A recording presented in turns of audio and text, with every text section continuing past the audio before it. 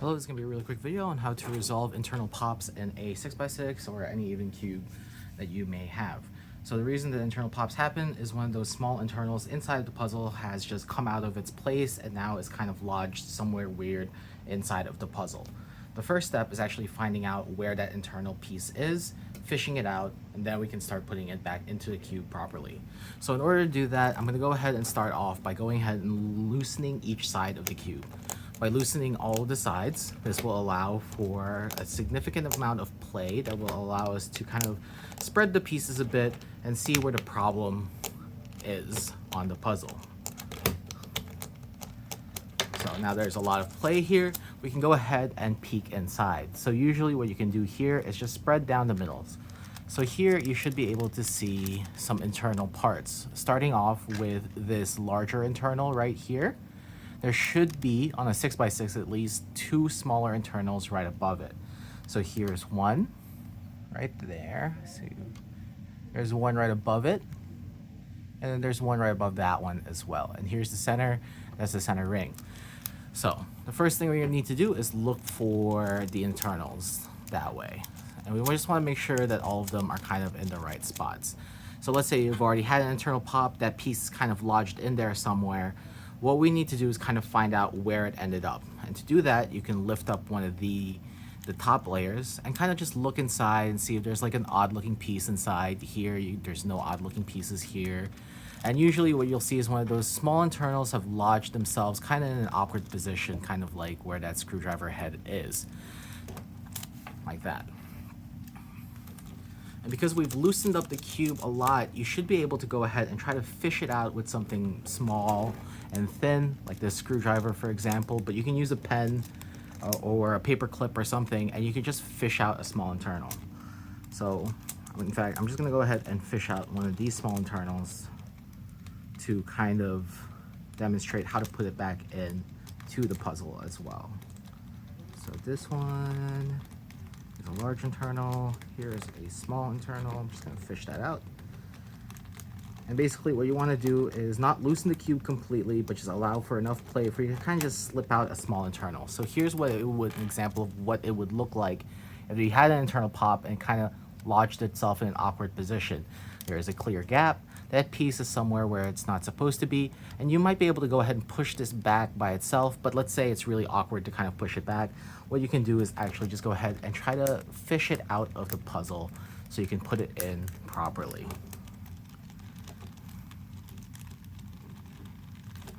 So here, I went back by itself. I try to go ahead and take that small internal out by just kind of fishing it out here to demonstrate how to put it back in.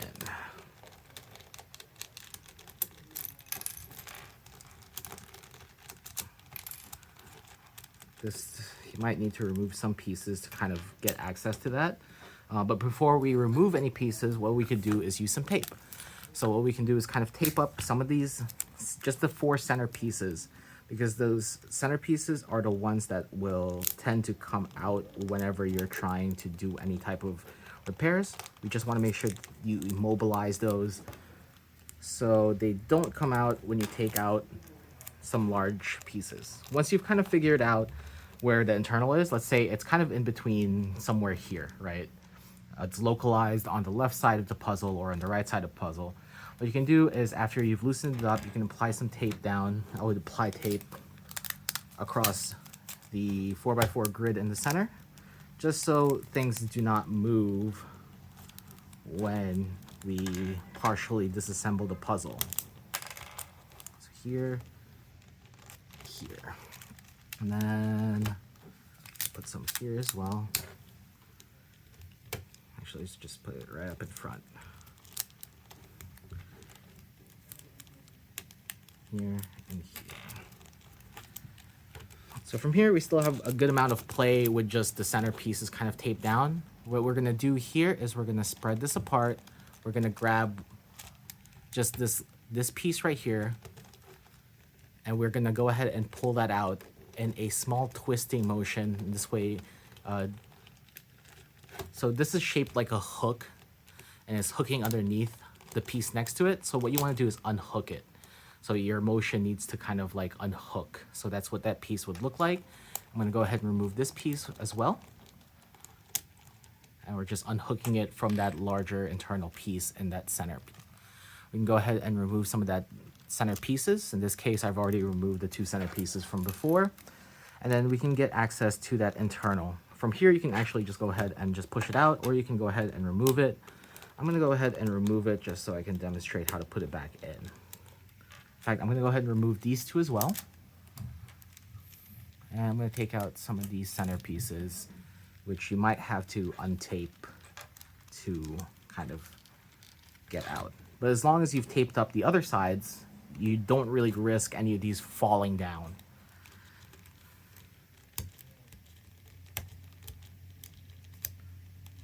So I'm gonna just untape a little bit of this, replace my tape here.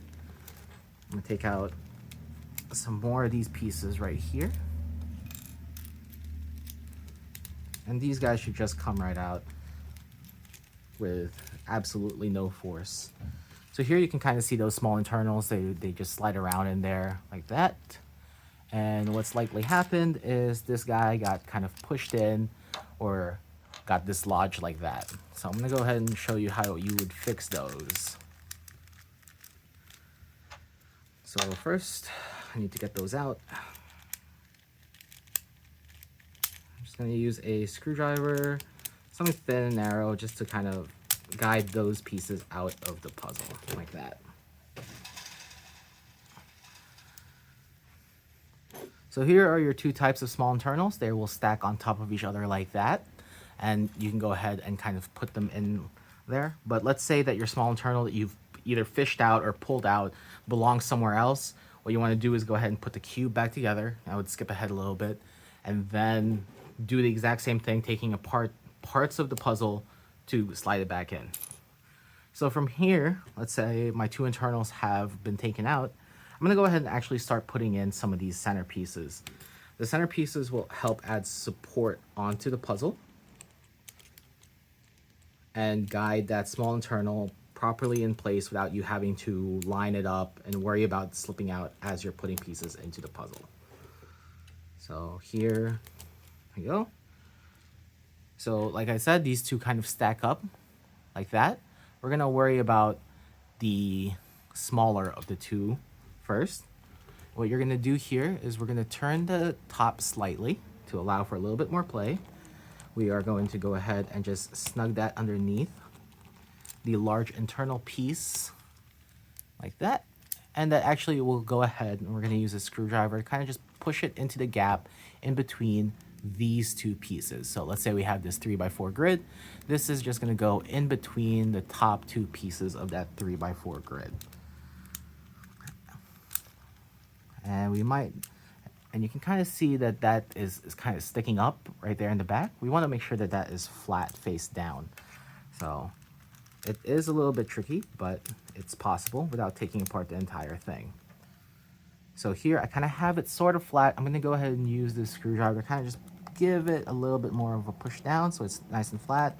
And we can guide that back into where it's supposed to go, which is in between those 2 pieces. Let's see if you can see it like there. So you can see that small internal is now in place in between these 2. Now we're gonna work with the larger of the 2. We're gonna go ahead and put that in the same way. We're gonna turn this slightly at an angle. And we're gonna stuff this underneath this larger internal piece like that.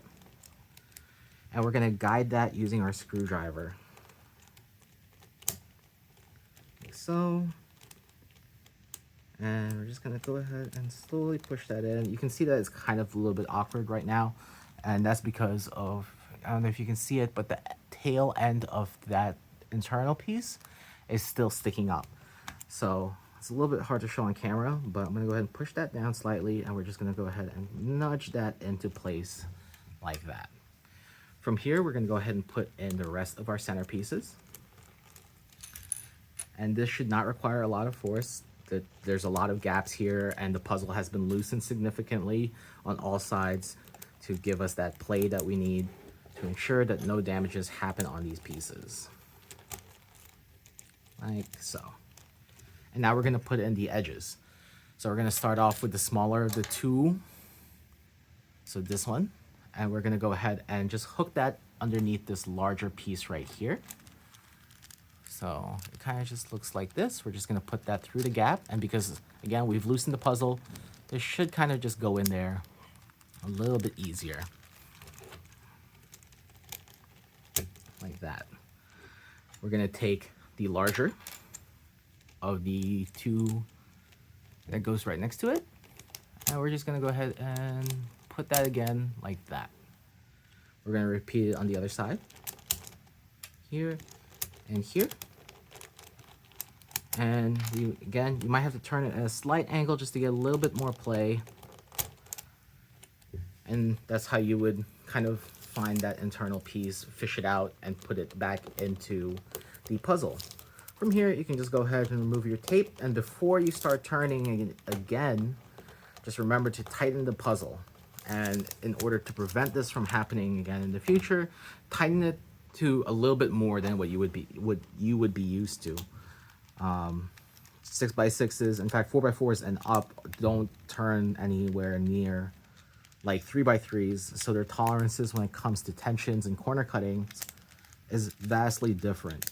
So it's important to keep in mind that you're never going to get a puzzle that corner cuts like a 3x3 if you go larger than a 3x3, and stability is often better to prevent pops and internal bits from coming out of place. So that's how you would fix this issue. Hope that helps.